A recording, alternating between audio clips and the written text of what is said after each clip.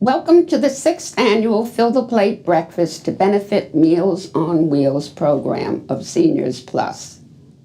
My name is Patricia Van Pateller, and I have the pleasure of serving as the board chair at Seniors Plus for this year.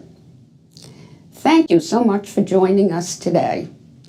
Seniors Plus is an amazing organization that sustains many people in our community. During the remarkable year of 2020, the number of homebound people grew, not only because of the stay-at-home recommendations, but other factors as well. Along with that, there was an increased need for delivered, home-cooked meals. The impact Meals on Wheels had on people's lives has never been more evident. In 2020, Meals on Wheels at Seniors Plus almost doubled its output. To be exact, Seniors Plus delivered more than 205,000 meals to more than 2,000 homebound older adults and adults with disabilities in Androscoggin, Franklin, and Oxford counties through the Meals on Wheels program. Meals on Wheels is a very cost-effective program that can truly make the difference between remaining at home or having to go into a nursing facility. As you may have guessed, most people prefer to remain at home as long as possible. As most of you know, Maine is by median age the oldest state in the Union. The demand for Meals on Wheels and all of the services at Seniors Plus keeps growing. With the support of people like you, we're able to keep up with the demand. Right now, there is no wait list. But of course, that could change tomorrow, as we know from years past. If you're able to make a donation, please look at the link below. We are grateful for your support of today's breakfast to benefit the Meals on Wheels program. I hope you'll talk up the work of Seniors Plus to friends and colleagues and consider supporting it financially. I urge you to make a donation. And please join us in the online chat room for this event. Thank you again for coming. Now I want to introduce Betsy Sawyer Manta, President and CEO of Seniors Plus.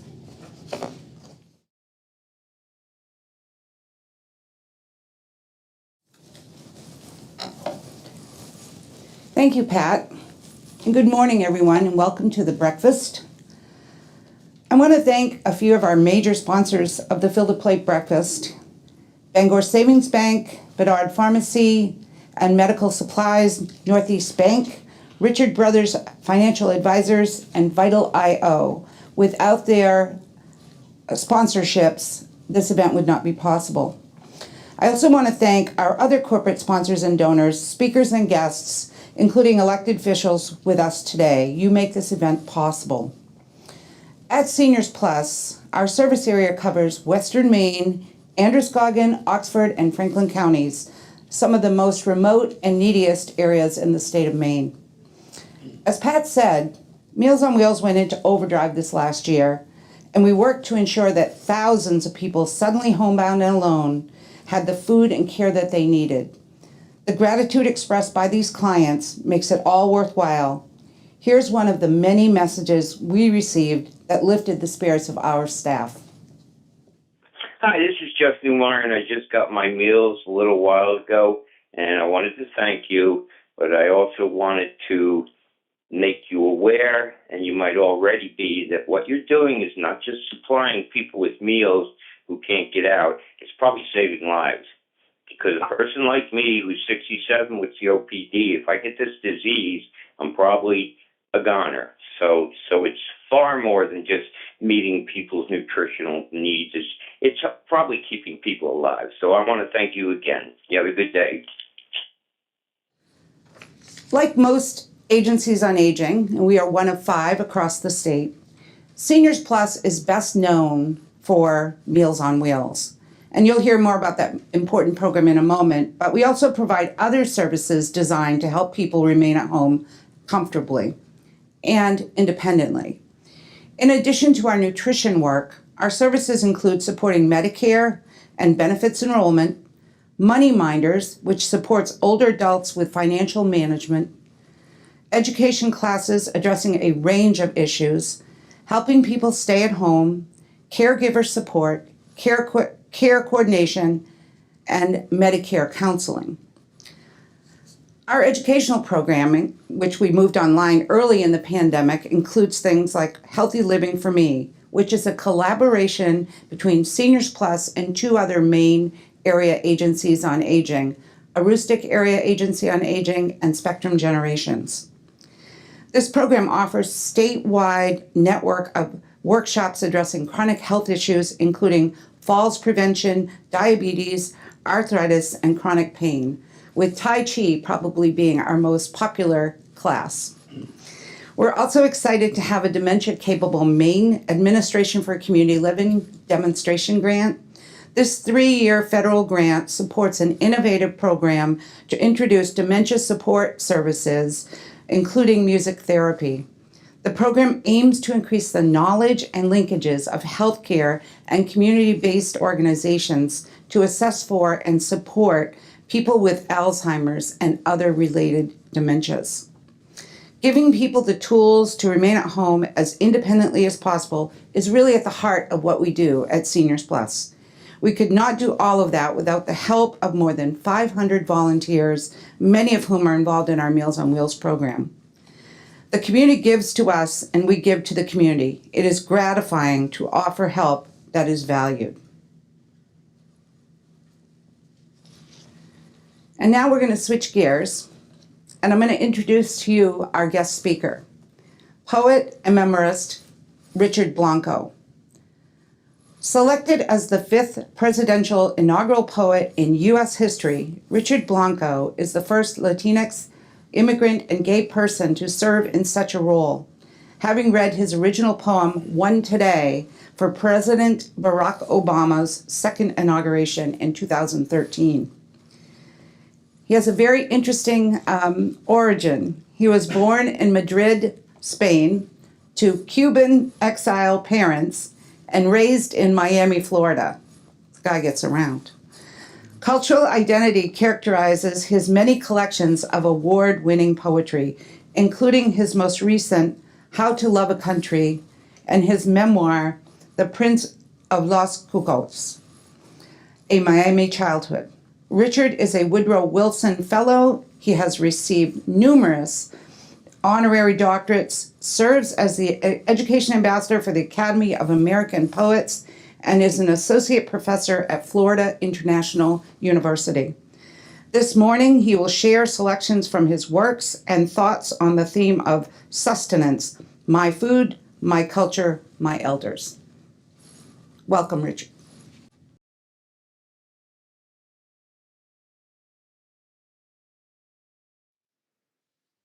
Thank you, Betsy, for that lovely introduction. I'm delighted to be with all of you here, at least virtually, as we come together for a common cause and a common good. You know, my mother always told me something in Spanish, obviously, que dar no cuesta nada, which means basically that giving doesn't cost a thing, which is to say that I was raised to believe that to be of service is paramount and part of a great part of life. And I believe that Seniors Plus certainly embraces that same belief. Such is my honor today to support and just revel in their amazing work, especially the Meals on Wheels program, which is more important, we know now more than ever with this pandemic that we're weathering. So as the program noted, I plan today to share work that speaks to sustenance, my food, my culture, and my elders. And as you'll hear, all those three things sort of come together for me. They're all enmeshed, they're all intermingled as one, really, as it does maybe for many of us. Food sustenance has been at the very center of my work, probably since the very first poem I wrote in my very first creative writing class back in 1995. Not in the literal sense, of course, but in the figurative sense, how food is sustenance, how it sustains and connects families, cultures, and communities. So here's what happened in that first poem, that first class that I took. We went in, started reading some poems from Whitman and Frost and Ginsberg. And my assignment was to go home and write a poem about America. And I thought, that's not my America. That's not the America I know. And it's certainly not at home and certainly not my community. So I just kind of scratched my head and said, well, here goes nothing. And I turned to food. More specifically, it's a poem about Thanksgiving in the Blanco Cuban American household. And all you need to know for this poem, at least, is that Cubans never got Thanksgiving. We call it San-giving, in San Jose or San Pedro. And for Cubans, pork is not the other white meat. It is the only meat. And there's also a reference here for the JFK and the whole Bay of Pigs invasion fiasco. And I guess also I always like to say, you don't have to be Cuban American to have a dysfunctional Thanksgiving. As this poem explained. Then it's called America. Although Tia Miriam boasted she discovered at least half a dozen uses for peanut butter, topping for guava shells and syrup, butter substitute for Cuban toast, air conditioner and relaxer, Mama never knew what to make of the monthly 5-pound jars handed out by the immigration department until my friend Jeff mentioned jelly. There was always pork, though, for every birthday and wedding, whole ones on Christmas and New Year's Eve, even on Thanksgiving Day. Pork, fried, broiled, or crispy skin roasted, as well as cauldrons of black beans, fried plantain chips, and yuca con mojito. These items required a special visit to Antonio's Mercado on the corner of 8th Street, where men in Guayabera stood in Senate blaming Kennedy for everything. Esteco de burra, a pile of Cuban coffee and cigar residue filling the creases of their wrinkled lips, clinging to one another's lies of lost wealth, ashamed and empty as hollow trees. By 7, I had grown suspicious. We were still here. Overheard conversations about returning to Cuba had grown wistful and less frequent. I spoke English. My parents didn't.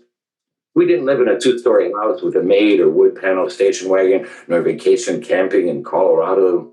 None of the girls in my family had hair of gold. None of my brothers or cousins were named Greg, Peter, or Marcia. We were not the Brady Bunch. And none of the black and white characters on Donna Reed or the Dick Van Dyke Show were named Guadalupe, Lázaro, or Mercedes. Teddy Duke's family wasn't like us either. They didn't have pork on Thanksgiving. They had turkey with cranberry sauce. They didn't have yuca. They had yams, like the diddles of pilgrims that I colored in class. So, a week before Thanksgiving, I explained to my abuelita about the Indians and Mayflower, how Lincoln set the slaves free. I explained to my parents about the Purple Mountain's majesty, one if by land, two if by sea, the cherry tree, the Tea Party, the amber waves of grain, the masses yearning to be free, liberty and justice for all, until finally they agreed this Thanksgiving we would have turkey, as well as pork. Abuelita prepared the poor fowl as if committing an act of treason, faking her enthusiasm for my sake. Mama set a frozen pumpkin pie in the oven and prepared candied yams, following instructions I translated from the marshmallow bag. The table was arrayed with gladiolas. The platter turkey loomed at the center on plastic silver from Woolworths. I uttered a bilingual blessing, and the turkey was passed around like a game of Russian roulette. Dry, Gilberto complained, and proceeded to drown the lean slices with pork fat drippings and cranberry jelly, la mierda roja esa, as he called it. Faces fell when Mama presented her ochre pie. Pumpkin, calabaza, was a home remedy for ulcers, not a dessert. Tia Maria made 3 rounds of Cuban coffee, then Abuela on paper cleared the living room furniture, put on a Celia Cruz LP, and the entire family began to merengue over the linoleum of our apartment, sweating rum and coffee, sweating rum and coffee, until they remembered it was 1976 in America. My abuelita, as you sort of saw her in the last poem, met her in the last poem, or my grandma, is one of the main characters in my memoir as well. Memoir is called The Prince of Los Cucuyos, a Miami childhood. And she's one of the main characters in my life as well. She is my older, but more than that, she was my primary caretaker. She lived with us, and she was my best friend. And often she was also my partner in crime, as you'll see in this excerpt from the memoir, in which little Ricky, which is what I call myself in the memoir, and my abuela go chasing after little Ricky's mythic America, epitomized by the Winn-Dixie, which is a kind of saying like the Hannafords, the big supermarket where all the Americanos shop in Miami. Anyway, here's our adventure into that. And of course, it involves another mythic food of mine, as you'll see, as mythic as turkey was in the last poem. Every day after Abuela and Abuelo picked me up from school, she'd chase after specials on name brands and daily staples at one of 3 Cuban bodegas she frequented. Abuelo would pull his lawn chair from the trunk and camp under a palm tree in the bodega parking lot, smoking a cigar and reading a Spanish translation of a dime store western in the shade while he waited. Abuela would tuck her beaded coin purse in her brassiere, a tip she had picked up from the New York Puerto Ricanas who had taught her how to guard her cash against would-be muggers. Some days we went to La Sorpresita, the little surprise, the smallest of the 3 bodegas. Some days we went to El Gallo de Oro, the golden cock, where the Cuban bread was 10 cents cheaper than any place else. And other days to La Caridad, named after the patroness of Cuba, Our Lady of Charity. The neon virgin with flashing halo above the canopy, so lifelike that Abuela would insist I make the sign of the cross before going inside. Every single week, I'd beg Abuela to go to the Winn-Dixie instead, but she refused to set foot in the place. There's none of our food in our Winn-Dixie. Only los Americanos shop there, Abuela sneered. It's too expensive anyway, she complained, dismissing my pleas, until the day she spotted a Winn-Dixie circular in the mail advertising a special too tempting for Abuela to ignore. Whole roasted chicken, its drumsticks crowned with fancy paper hats, and a banner beneath trumpeting its not-so-fancy price. Whole friars, 29 cents per pound. What does whole friar mean? Abuela asked me. Pollo entero, I translated. De verdad, she said incredulously. At La Caridad, I paid 34 cents on a special. I played on her piqued curiosity. Sí, abuela, it's a great price for chicken. Increíble. You sure could save a lot of money. She agreed and left the circular on the kitchen counter instead of tossing it out with the rest of the junk mail that came in English. Few things intimidated Abuela. Among these were black magic, santeria, and Americanos. As for Americanos, Abuela wouldn't go anywhere she perceived to be wholly American, at least not alone. This included the Social Security office downtown, any restaurant with English-only menus, even Kim's Chinese Palace, fancy department stores like Bernard's, and definitely not Winn-Dixie. But Abuela also couldn't resist a bargain. The following week, the chicken appeared in the mail at 26 cents per pound, 3 cents cheaper than the week before, and then 24 cents the week after that. The friars wanted. Her stinginess slowly overcame her fear of Americanos until finally she broke. Mijo, will you go with me shopping at a Winn-Dixie mañana? She half-asked and commanded. No te preocupes, I'll go with you. Soon I dreamed our pantry would be stocked with Crunch Berry cereals and Oreo cookies, our freezer stuffed with Swanson TV dinners and Eskimo pies, our fridge filled with Hawaiian punch and American cheese. The next day, after school, Abuela instructed Abuelo to drive to a Winn-Dixie instead of La Caridad. A gigantic red neon sign marked its entrance, the letters spelling out, Winn-Dixie, the beef people, seeming to glow even in the daylight. What does the beef people mean? Abuela questioned me. I struggled for a translation that would make sense, but none did. La gente de carne, I finally offered. Oh, how can that be? Abuela said, perplexed by the thought of people made of meat, which is what my literal translation meant in Spanish. Why not the chicken people or the carne puerco people? She amused herself. Abuela tore the advertisement for the fryer from the flyer and stuffed it into her coin purse, which she then stuffed into her bra and kissed Abuelo goodbye, as if she might not return. Dios nos ampare, God be with us, she muttered. She said nothing until we reached the store entrance. Now take me straight to Los Pollos and no talking to no one. We no belong here. The electric doors yawned open. I reached for a shopping cart twice as big as the ones at La Caridad, but Abuela tugged me back, saying, don't you dare, with her wide opened eyes, too anxious to speak. I could barely speak myself, not from fear, but from pure awe. It was finally in Winn-Dixie. The air-conditioned air smelled as crisp and clean as Lysol. Each of the 10 checkout lines was numbered with an illuminated sign, and the cashiers all wore polyester uniforms. Instead of warped squares of dingy linoleum, polished terrazzo floors gleamed, and soft violin music rained from the speakers in the ceiling. I was finally in America. We stepped into the produce section, full of fruits and vegetables I had never eaten or even heard of. Brussels sprouts, homebound, apricots, guac, angelos, apricots. I kept pronouncing them in my mind, trying to imagine the taste from the sound of their names. Pretending I was looking for the chickens, I deliberately wove us through every aisle, taking it all in.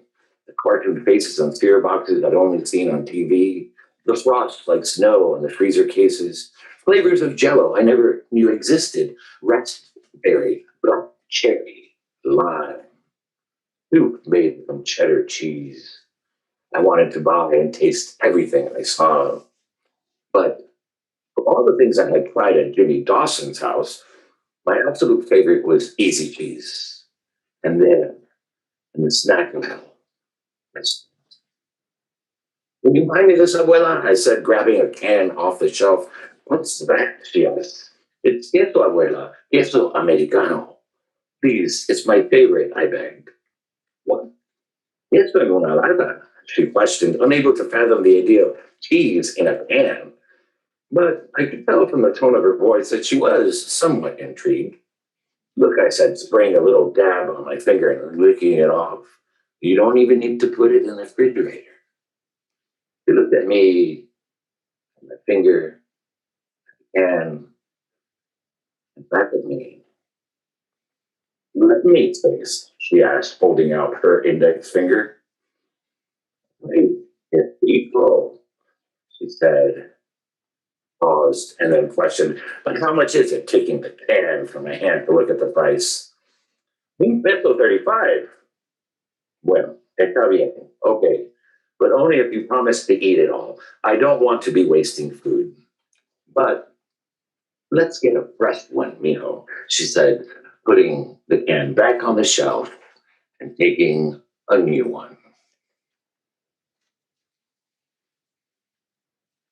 This is also an excerpt from the memoir, which also involves food. It is amazing as I look back to my work for today, how much food there is in my poems for exactly the reasons I was talking about. Food is such a cultural signifier. It's something that sort of just connects me to my family and my community, and it's a yearning in my poems. In any case, this also involves another elder in my life, a woman named Yetta, a Jewish woman named Yetta, an elderly woman named Yetta, that I met while on a family vacation back in Miami Beach, or I should say a family staycation back in Miami Beach in the 1980s. So this is one of our interludes. I think by this time, sort of almost a teenager, or just about. As we continued walking, Yetta explained that Lincoln Road was a people mall, a street for shopping, eating, and whatnot. The place to see and be seen when Harry and her were a young couple. But now look at it. Boy, it's a real dump, isn't it? He said. And she was right. Everything looked as run down as the Copa Hotel. The storefront awnings faded and tattered from years of sun and rain. The concrete walks crumbling like chalk, and reeds growing taller than the unkept shrubs in the landscaped islands. All the store windows looked grimy, filled with old mannequins with broken fingers and dressed in fuddy-duddy clothes. There was an eerie sensation of emptiness all through Lincoln Road, a loneliness I couldn't explain, only felt in the conspicuous silence. But as Yetta filled in the blanks with her memories, I caught glimpses of just how glamorous it must have been back in her time. The coral swim fountain still twinkling in front of the glass doors of the former Saks Fifth Avenue, where Yetta used to shop when things were good. The empty corner storefront of the former Cadillac dealership, where she and Harry had bought their first fancy car. And everywhere, the timeless royal palms, like indestructible columns, standing as straight as ever. Let's get lunch at Wolfie's. We're hungry, she said, speaking for both of us as we turned off Lincoln Road at the next corner. From a couple of blocks away, I could see the giant marquee, Wolfie's, spelled out in cursive letters made of strands of neon, lit up even during the day. We took a seat at the counter, which looked as ancient as the one at Woolworth's. But unlike Woolworth's, Wolfie's was teeming with people, mostly Yetta's age or older. He handed me one of the menus pinched between the napkin holder and the ketchup bottle on the counter. The liverwurst is to die for, he said. Liver was gross enough, but what was liverwurst? The worst part of the liver? I scanned the menu, pastrami, lox, blintzes, and a slew of other foods I never heard of. Finally, finding something I could pronounce and loved, grilled cheese sandwich. The waitress in white nurse-like shoes was slim with graying hair, cut short and close so that you could make out the shape of her head. Of course, she and Yetta knew each other. The usual Yetta, she asked, moistening her index finger with her tongue to turn the page in her order pad. A Reuben and a bowl of borscht, Yetta confirmed, and then turned to me. What are you going to have? Try the borscht. You'll love it, Yetta insisted. After she explained, to my horror, that borscht was beet soup, served cold, I declined and asked for a grilled cheese sandwich, no tomatoes. Okay, then, Yetta said to the waitress, a Reuben, a grilled cheese, 2 Cokes, and 2 bowls of borscht. Before I could protest, she assured me, trust me, it's to die for. As we waited for our food, Yetta explained that all the celebrities used to eat at Wolfie's. It was hard to believe Yetta's claim, but there was proof on the walls, which were covered with framed photos of ladies in strapless cocktail dresses with diamond hair combs, and men in double-breasted jackets smoking and having fancy cocktails in the same booths that surrounded us. So why don't the stars come here anymore? I asked. Yetta sighed and explained, oh, that was the 50s. Miami Beach is kaput now. What with all the drugs and the mafia, it's a shame, I tell you. People go to the fancy new resorts nowadays. Everything changes, and not for the better so much. Look at me. One day, I'm 24, with a 24-inch waist, hobnobbing with celebrities, and the next day, I'm an old Michigan sitting here telling you dumb stories like you care. Remember this much, blah, blah, blah. Change can't be changed. One day, when you're old like me, look at the world not like it is, but like it was. You'll know what this means. I couldn't grasp what she meant, but I felt it. It was the same emptiness I felt on Lincoln Road, the same loneliness I saw in the eyes of the old folks sitting at the Copa Hotel, lost in time. The same undertow of sadness pulling at my parents whenever they spoke about their lives back in Cuba. Like Cuba, like New York City, Miami Beach, yet another Miami Beach, suddenly became a place I had never been to either. I'd like your stories, Yenna, I assured her. You can tell me all the stories you want.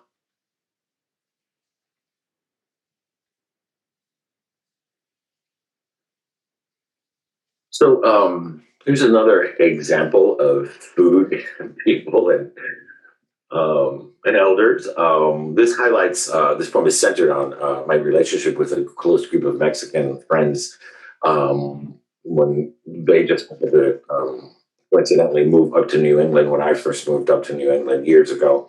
But it also pays tribute to Marina, which is this grand matriarch, this beloved elder in their family, and beloved by me, as you can see. This poem, in a way, is a tribute to her, an honor, homage to her. Called Mexican almuerzo in New England, and almuerzo means luncheon. More typically in Latino cultures, late in the mid-afternoon to like 2 or 3 o'clock.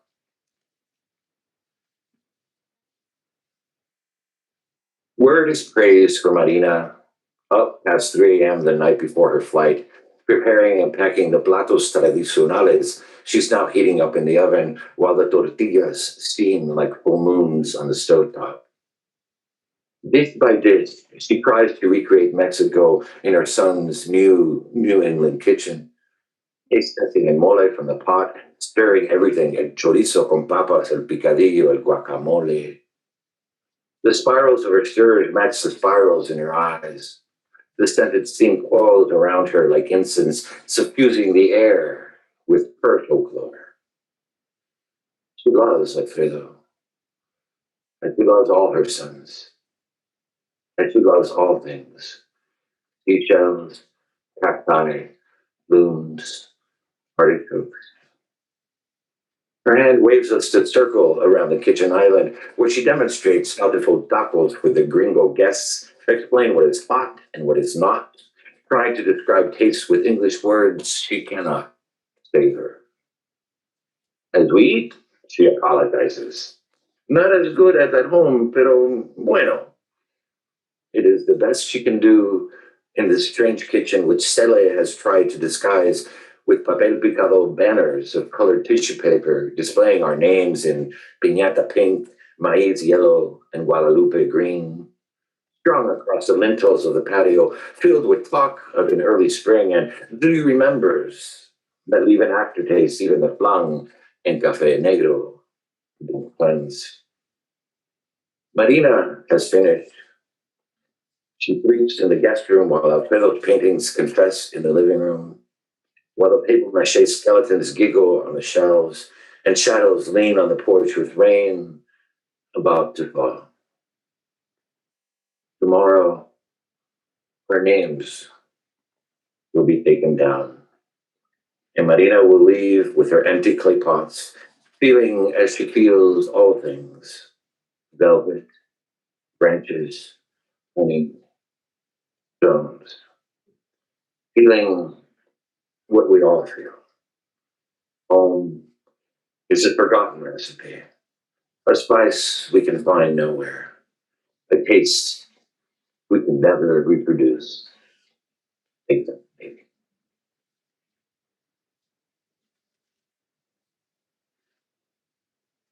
So I'd like to end with a poem that connects my Miami Cuban roots with my Mainer roots.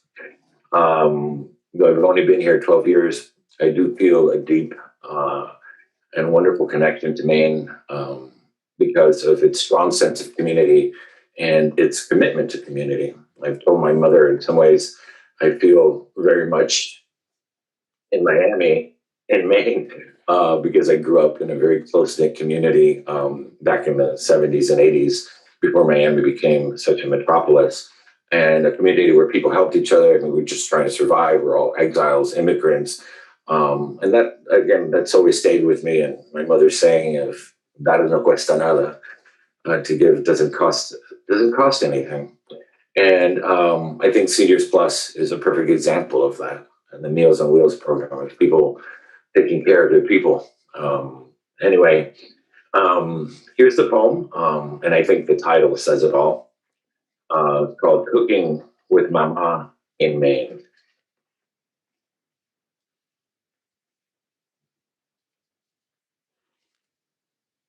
2 years since trading mangoes for these maples, the white dunes of the beach for the white mountains etched in my living room window, I asked my mother to teach me how to make my favorite Cuban dish. She arrives from Miami in May with a parka and plantains packed in her suitcase, chorizos, vino seco, but also onions, garlic, olive oil, as if we couldn't pick these up at the Hannafords in Oxford County. She brings with her all the spices of my childhood, laurel, pimentón, dashes of memories she sprinkles into a black pot of black beans starting to simmer when I wake up and meet her busy in the kitchen. With my pad and pencil eager to take notes, I ask her how many teaspoons of cumin or oregano, how many cups of oil, vinegar is she adding? But I can't get a straight answer. I don't know, she says, I just know. Afraid to stay in the guest cottage by herself, but not of the blood on her hands, she stabs holes in the raw meat, stuffed in garlic. 6 or 7, más o menos, maybe 8 cloves, she says. It all depends. She dices about 1 bell pepper, tells me how much my father loved her cooking too. As she fries over about 2 onions, she chops, tosses into a pan sizzling with olive oil, making sofrito to brown the roast. She insists I just watch her hands, stirring, folding, whisking me back to the kitchen I grew up in. Dinner for 6 of us on the table at 6 sharp every day of her life for 30 years. Until she had no one left to cook for. I don't ask how she survived her exile. 10 years without her mother, 20 as a widow. Did she grow to love the snow those years in New York before Miami? And how will I survive winters here without her cooking? Will I ever learn? But she answers every question when she raises her spoon to my mouth, saying, taste, mijo. There's no recipe. There's only taste. Thank you, everyone.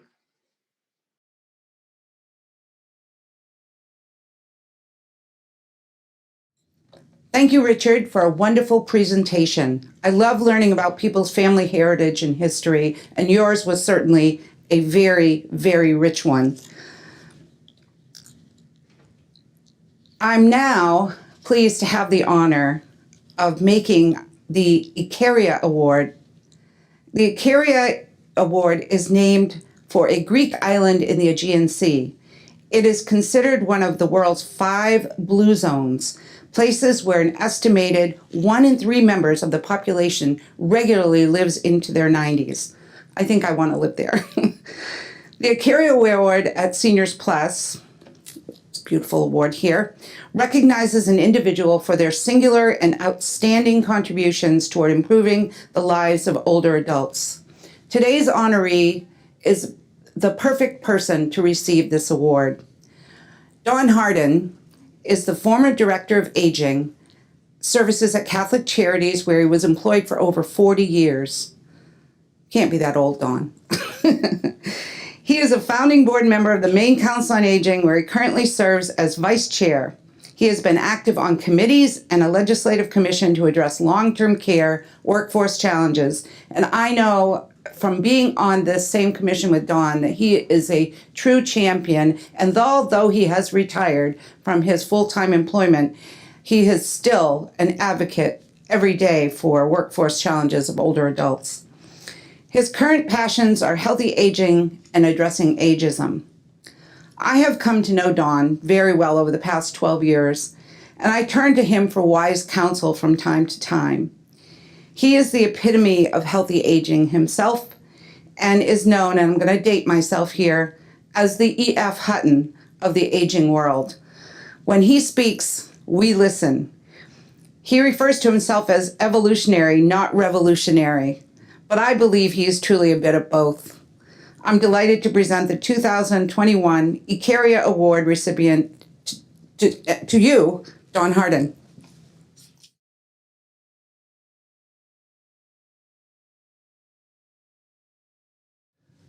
So I'm very honored to be standing here, but I have to say it took a long time to get here. I can't believe a whole year has passed since from our daughter's house in France, as we were watching Europe shut down from the early days of COVID, that I sent Betsy an email which said, Betsy, I don't think I'm going to make your event.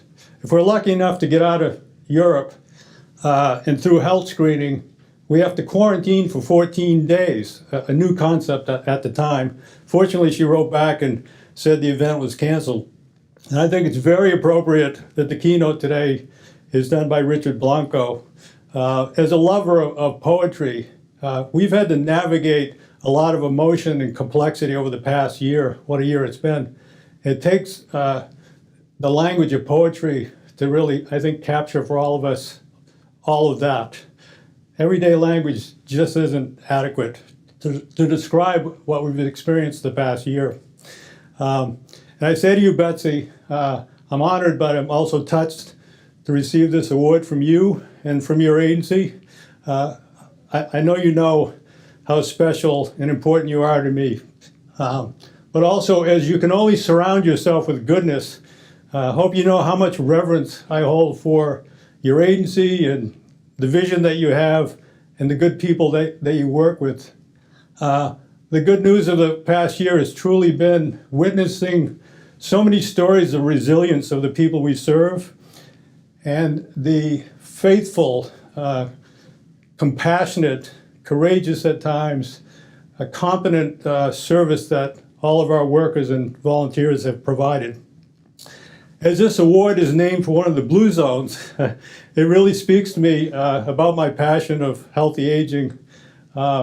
Even though I'm mostly retired, I'm probably busier than I've ever been with aging work, serving those two passions and aspirations of healthy aging and ageism, two things that are intimately linked.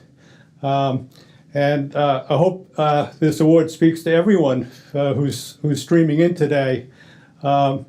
I fully intend to be a walking blue zone. And as my mother's going to be turning 99 in a couple of months, I think my chances are pretty good, actually. But it's my intention to get up every morning and do everything I can to take care of my physical health, my emotional health, my brain health, my spiritual health, and I hope everyone else is called to do the same thing. Along with addressing ageism, healthy aging practices is the most important thing that we can be doing. And there's also nothing more important than the support programs like Meals on Wheels that provide food, but also important social connection and the healthy Aging for Me, or what it's called, initiatives. Those are very important. And just one last thing that I'd like to say, that I've certainly experienced and witnessed a lot of inspirational things over the past year. But above all that has been my wife's journey with cancer, an event that's tracked almost day for day the past year under COVID. And as I'm stand here grateful for this award, I'm also grateful for the gift of life, for her that we're able to share this together, even if virtually. And so I send my virtual love out to her this day. Thank you.